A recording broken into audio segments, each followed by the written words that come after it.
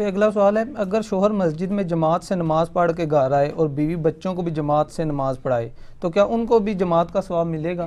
بالکل ملے گا. بخاری مسلم میں حدیث ہے اپنے گھروں کو قبرستان نہ بناؤ، اپنی نفلی نماز کا کچھ حصہ اس میں پڑھو. اور صحیح مسلم میں الفاظ ہیں کہ فرض کے بعد سب سے افضل نماز مرد کی وہ ہے جو نفلی نماز گھر میں پڑھتا ہے. ٹھیک ہو گیا؟ تو جماعت کروائے ثواب ملے گا، کیوں نہیں ملے گا. اور لیکن اپنی جماعت مسجد میں پڑھ کے آئے پھر آ کے وہ جماعت کرے. بخاری مسلم میں حدیث ہے معاذ ابن جبل نبی علیہ السلام کے پیچھے عشاء کی نماز پڑھتے تھے، پھر اپنی قوم کو جا کے جماعت کرواتے تھے. امام پھر نفل نیت کرے گا اور مقتدی فرض. یہ بلکہ بڑا اچھا طریقہ ہے اپنے بیوی بچوں کو نمازی بنانے کا. ویسے تسی کہہ کے ٹوٹ جاؤ گے انہیں پیچھے کو نہیں پڑھنی، فرض پڑھو گھر آ جاؤ، ان کو آگے جماعت کراؤ اور اپنی جماعت میں آپ سنت کی نیت کر لیں تو آپ کو سنتے پڑھنے کی ضرورت نہیں ہے. یعنی ایک بندہ زور کے 4 فرض پڑھ کے واپس آیا ہے، زور کے بعد بھی 4 سنتے ہوتی ہیں نا، 2 موقع ہیں 2 غیر موقع ہیں، دونوں ثابت ہیں. تو بعد والی 4 سنتیں ان کی نیت کر کے وہ جماعت کرائے، اس کی اپنی 4 ادا ہو جائیں گی، رکھتے پیچھے فرض ہو جائیں گے، موج ہی موج ہے. تو بہت اچھا. لیکن اگر آپ اپنی بیوی کے ساتھ جماعت کرا رہے ہیں، وہ آپ کے ساتھ نہیں کھڑی ہوگی، پیچھے کھڑی ہوگی. ٹھیک ہو گیا؟ بچے ہوں گے تو وہ پہلی صف میں ہوں گے اور جو بیوی ہوگی وہ اس سے پیچھے. ٹھیک ہو گیا نا؟ یعنی عورتوں کی صف آخری ہوگی.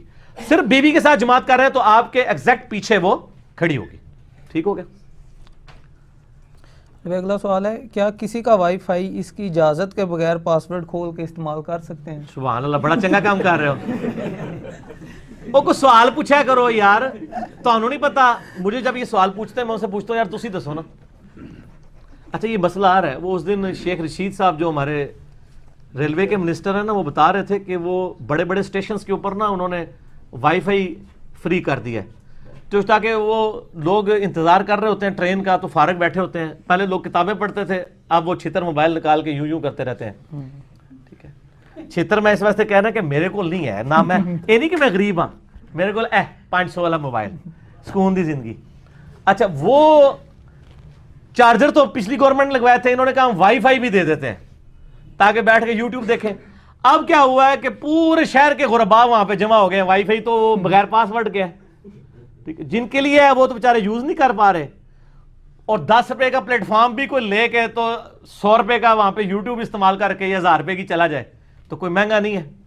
اب وہ کیا پتہ لگتا ہے پلیٹ فارم پہ کوئی بندہ بیٹھا ہو گیا جی میں ٹرین آنی ہے انتظار کر رہے ہیں، وہ لنگ جائے اس تو اگلی کا انتظار کرنا شروع کر دے. تو اس طریقے سے لوگ جو ہے نا وہ یعنی پاسورڈ یوز یعنی کر رہے ہیں. یہ حرام ہے. گورنمنٹ کا بھی کوئی اس طرح یوز کرتا ہے کسی کی اجازت کے بغیر، یہ حرام ہوگا. اور یہ ایسا حرام ہوگا کہ آپ کو ایک بندے سے معاف نہیں کرانا پڑے گا، کیونکہ یہ پوری عوام کے ٹیکسز کے پیسے ہیں. وہ یہ تو کروڑوں لوگوں سے معافی کروانی پڑے گی. یہ کام نہ کریں. صحیح مسلم میں حدیث ہے، گناہ وہ جو تیرے دل میں کھٹکے اور تو اس بات سے آر محسوس کرے کہ لوگ اس پر مطلع ہو جائیں. یہ بات آپ اگر ٹی وی پہ آ کے آن میڈیا کہہ سکتے ہیں کہ میں کسی کا پاسورڈ چوری کر کے موبائل استعمال کرتا ہوں، اگر آپ میں جرت ہے تو آپ ضرور استعمال کریں. آپ اتنے اگر مردہ ہو چکے آپ کا ضمیر، کوئی نہیں کرے گا. اور ترمذی میں حدیث ہے، مولا حسن علیہ السلام کہتے ہیں کہ میں نے اپنے نانا سے یہ خود بات سنی، حسن ابن علی حضرت حسین کے بڑے بھائی، کہ نبی علیہ السلام نے فرمایا تھا جو چیز تمہیں شک میں ڈال دے اسے چھوڑ دو. سچائی سکون عطا کرتی ہے اور جھوٹ جو ہے نا وہ بے سکونی انسان کو دیتا ہے. تو یہ شک میں ڈالنے والی کیا چیز ہے؟ یہ تو واضح طور پر حرام ہے اور حقوق العباد کی حق تلفی ہے. اس طرح پاسورڈ یوز کر کے نہیں کر سکتے. ٹھیک ہو گیا؟ علی بھائی ایک بھائی کا سوال ہے کہ امام بخاری اور امام مسلم کے بھی مزارات بنا دیے گئے ہیں، اس کی کیا وجہ ہے؟ یار میں نہیں بنوائے. یہ بہت انٹلیکچوئل سوال کیا ہے اس بندے نے کہ ہم حدیثیں مزارات کے خلاف بخاری مسلم سے بیان کر رہے ہیں اور بخاری مسلم کے خود مزار بنے ہوئے ہیں. تو سر یہ امام بخاری امام مسلم نے نہیں بنائے ہوئے. ٹھیک ہو گیا؟ اس کا پہلے تو پھکی والا جواب لیں کہ اس وقت جو مزارات کے اوپر بے حیائی ہو رہی ہے کیا وہ ان بزرگوں نے کروائی ہے؟ جو مزاروں کے ماننے والے ہیں وہ بھی نہیں کہیں گے. ٹھیک ہے؟ آپ کو پتہ ہے یہ یعنی اگلے دن وہ لاہور میں جو دربار ہے اس میں وہ میاں بیوی گئے ہیں، وہ عورت جو ہے وہ عورتوں والی سائڈ پہ لگی ہے، وہاں سے اس کو کسی نے بسکٹ کھلائے ہیں، 10 دن تک اس کے ساتھ برائی کرتے رہے. ٹھیک ہے؟ اور یہ واقعات تو رپورٹ ہو گئے ہیں. اس طرح کے بہت واقعات مزارات کے اوپر ہوتے ہیں. تو جب ہم یہ واقعات بیان کرتے ہیں تو ان سے جب پوچھیں گے یہ کہیں گے یار وہ بزرگوں نے تو نہیں کروایا نا، یہ تو پچھلے کر رہے ہیں. سر اس سے صرف یہ رزلٹ نہیں نکلے گا، اس سے یہ بھی رزلٹ نکلے گا کہ بزرگوں کا کوئی اپنے مزارات کے اوپر کنٹرول نہیں ہے.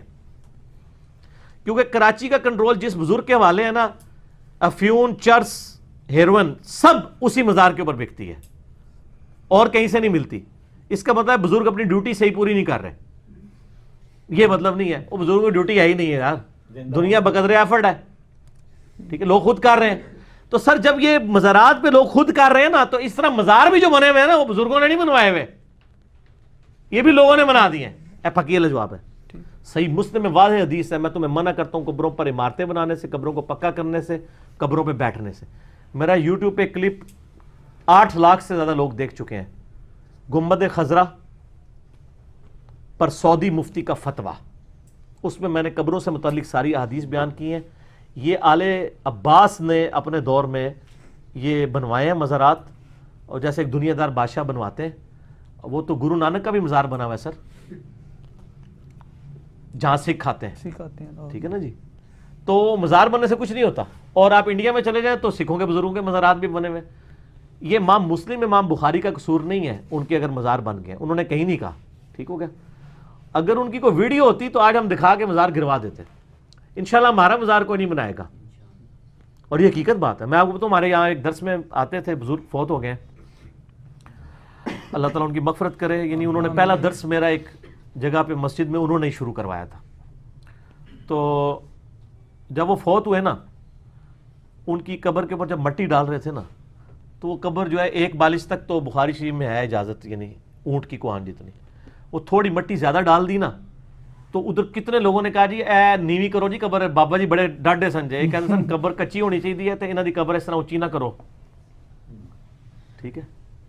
तो वो बाबा जी जो बोलते रहे ना, अल्लाह ने उसको ऐसी कबूलियत दी कि उनकी जब दफनाने का वक्त आया ना, तो उनके मुहिबीन ने कहा कि नहीं बाबा जी तो किसी की कब्र ऊंची नहीं करने देते थे, इनकी भी ऊंची नहीं करनी, ठीक हो गया। तो ये यानी इस दौर की बरकत है। अब कोई हुक्मरान उस कब्र पे कब्जा करके मज़ार बना दे तो वो तो कुछ नहीं कर सकते। तो चूंकि ये बड़ी हस्तियां थी, इन्होंने अपने मज़ार लाल करने के लिए ना इन बुजुर्गों के पहले बनाए। ये जो ताजमहल है, ये किसी बुजुर्ग का मज़ार है। सऊदी अरब में मेरे अब्बा जी गए, तो वहां पे सऊदिया वालों ने ना रमज़ान का एक इश्तिहार, वो कैलेंडर जैसा छापते हैं, वो छापा हुआ, और उस पर ताजमहल की तस्वीर थी। तो अब्बू ने उनसे पूछा कि यार ये ताजमहल, उन्होंने कहा जी ये मस्जिद है। उनका मस्जिद नहीं जे मज़ार जे, उन्होंने सारे रिट्रीव कीते, उन्होंने पता ही नहीं सी मज़ार है। और मज़ार भी नूर जहां का, शाहजहां की बीवी का मज़ार, ठीक है ना। क्या नाम था जी? मुमताज। देखो बाबा जी ने पता है, मैंने नहीं पता, तो मेरी फील्ड नहीं है ना। क्या नाम जैसे? मुमताज महल। अच्छा, तो वो ताजमहल उसका मज़ार बना हुआ है। अब उसके मज़ार को हलाल करने के लिए फिर 2-4 बुजुर्गां दे, उन्होंने कहा सानू भी थोड़ा बहुत कर दो ना, थोड़ा चुंगा सानू भी दो। इस तरह मज़ार बन गए। इमाम गजाली का मज़ार बना हुआ है, ठीक। हालांकि शाफी वो है जिनकी फिका में मज़ार बनाना हराम है। इससे बढ़ के शिया की फिक के अंदर मज़ार बनाना हराम है। मौलाना साक साहब ने शिया की फिका की किताबों के रेफरेंसेस बयान किए हैं। उनके आए मेरे साथ मुनाजरा करें आप, और सारे मज़ार शिया ने बनाए हुए, उनकी फिका में तो हराम है, और लेकिन क्या कुछ हो रहा है। तो उसमें यह है कि किताबों, इसलिए हम कहते हैं इल्मी किताबी बने। आप इल्मी किताबी बनेंगे तो आप इन चीज़ों से बच जाएंगे, ठीक हो गया। अगला सवाल है, क्या सही मुस्लिम में कोई ऐसी हदीस है कि नबी अलैहिस्सलाम की कब्र पर रेड चादर डाली गई थी? सही मुस्लिम में नहीं है, ये मुस्लिम शरीफ में नहीं है, मौलाना शरीफ में है। वो मैं अक्सर कहता हूं ना कि मुस्लिम शरीफ जो होती है ना, उसकी जब वो तर्जमा या तफसीर की जाती है, उसमें मौलाना शरीफ घुस जाते हैं। ये सही मुस्लिम के अल्फाज हैं, फी कब्री ही, नबी अलैहिस्सलाम की कब्र में सुर्ख चादर बिछाई गई। यानी आपको जब दफनाने लगे ना, तो डायरेक्ट मट्टी पे नहीं रखा, बल्कि नीचे चादर बिछाई, ताकि मट्टी जिस्म मुबारक के साथ टच ना करे। ये सुन्नत भी है, आज भी हमारे पंजाब के माशरे में नीचे चटाई बिछा देते हैं, और ये वो उसमें अल्फाज है फी कब्री, और फी अरबी में कहते हैं, ये प्रपोजिशन है in the grave. On the grave नहीं, ऑन द होता ना तो होता अला कब्री। तो ये बरेलवियों ने, शबीर ब्रदर्स वालों ने छापी है ना, उन्होंने तर्जमा तहरीफ करके ना तो कब्र पर लिख दिया है, हालांकि कब्र में है। और सिर्फ ये शबीर ब्रदर ने किया, बाकियों ने सही तर्जमा छापा हुआ है। तो आप सब ऊपर अरबी देख लें, वो कब्र पर नहीं है, कब्र में है, तो आप बिछाएं। और सर सुर्ख चादर आपके काम की नहीं, क्योंकि आप सब्ज डालते हैं, सुर्ख नहीं डालते। अगर इससे दलील पकड़नी है तो सुर्ख, तो आज तक किसी को सुर्ख पे ही देखी जाए, تو سر اے پھر دلیلہ اتو دیندے ہو، کان اتو پڑھ دے ہو، تو مثال اتو ہی دیندے ہو، تو وہ تو سبز ڈالتے ہیں. تو سبز تو میں ڈالنا بھی ثابت نہیں ہے، میں بھی جو ہے نا وہ بھی سرخ ہی ہے، پر جو ہے نا وہ نہ سرخ ہے نہ سبز ہے. ٹھیک ہو گیا جی. تو میرا وہ کلپ دیکھ لیں، وہ والا سعودی مفتی کا گنبد خضرا پر فتویٰ، اس میں نے سارے حقائق اس حوالے سے کھول کر بیان کیے. جب اگلا سوال ہے، اگر شیخ عبد القادر جیلانی رحمۃ اللہ علیہ کو علم غیب تھا تو انہوں نے نبی صلی اللہ علیہ وآلہ وسلم کی ولادت کی تاریخ کیوں غلط لکھی، اور اس کا حوالہ کیا ہے کہ انہوں نے غلط لکھا ہے؟ یہ شیخ عبد القادر جیلانی نے اگر غلط لکھی ہے تو جو 11ویں کھا رہے ہیں پکا پکا کے، یہ ان سے پوچھنا چاہیے نا. ان کا تو دعویٰ ہے کہ شیخ عبد القادر جیلانی رحمہ اللہ تعالی المتوفی 561 ہجری، جو 6 صدی ہجری میں ایک بہت بڑے عالم دین تھے، وہ مطلب غیب جانتے تھے. اگر وہ غیب کا علم جانتے تھے تو اتنی بڑی غلطی ان سے ہو. یہ جناب ان کی جو مشہور کتاب ہے نا غنیت الطالبین، جس کو بریلوی دیوبندی اہل حدیث تینوں ان کی کتاب مانتے ہیں. ٹھیک ہے جی. امام زابی نے بھی کہا کہ ان کی کتاب ہے، ان سے پہلے بھی ابن حجر اسقلانی نے اور احمد بریلوی صاحب نے، سب لوگوں نے لکھا ہے ان کی کتاب ہے. صرف ایک میرا خیال عبداللہ محدث دہلوی کا انکار ہے، باقی سب کا ثابت ہے. اور یہ چھاپ رہے ہیں، بریلوی چھاپ رہے ہیں، اہل حدیث بھی دیوبند بھی چھاپ رہے ہیں. اس میں آپ عاشورہ والا چیپٹر نکالیں نا، اس میں لکھا ہے کہ نبی علیہ السلام 10 محرم والے دن پیدا ہوئے. جو ہمارے مسلمانوں کے بچے بچے کو پتا ہے کہ نبی علیہ السلام 12 ربیع الاول کو پیدا ہوئے. چلے 12 کی تاریخ پہ اگر کوئی اختلاف بھی کرے وہ اب ختم ہو گیا. میں نے تو دلائل النبوہ امام بیہقی کی کتاب میں 4 نمبر اثر ہے کہ محمد ابن اسحاق امام المغازی فرماتے ہیں کہ نبی علیہ السلام سوموار والے دن عام الفیل والے سال، جس سال ابرا کا لشکر تباہ کیا گیا تھا، 12 ربیع الاول کو پیدا ہوئے صبح سحری کے وقت. تو ربیع الاول پہ تو ویسے ہی اجماع ہے سنی شیعہ کا. ایون اصول الکافی میں بھی موجود ہے کہ نبی علیہ السلام 12 ربیع الاول کو پیدا ہوئے، جو شیعہ کی معتبر کتاب ہے. سنی شیعہ دونوں کی کتابیں مانتی ہیں کہ 12 ربیع الاول ہے. 12 پہ اگر اختلاف بھی ہے، کوئی 8 کہتا ہے کوئی 9 کہتا ہے ربیع الاول ہی ہے. تو شیخ عبد القادر جیلانی کو یہ بنیادی بات نہیں پتا تھی. غنیت الطالبین میں لکھا ہوا ہے، شکر ہے لکھا ہوا ہے، اس لیے لکھا ہے تاکہ آپ کو پتہ چل جائے بزرگوں کو علم غیب کوئی نہیں تھا. اور اس لیول کی غلطی ہوئی کہ جو بچے بچے کو پتا ہے، ایڈی بڑی غلطی. 10 محرم لکھ دیا. چلو 10 ربیع الاول بھی لکھتے تو ہم کہتے ہیں وہ 10 میں ہٹ کے کچھ اور بن گیا.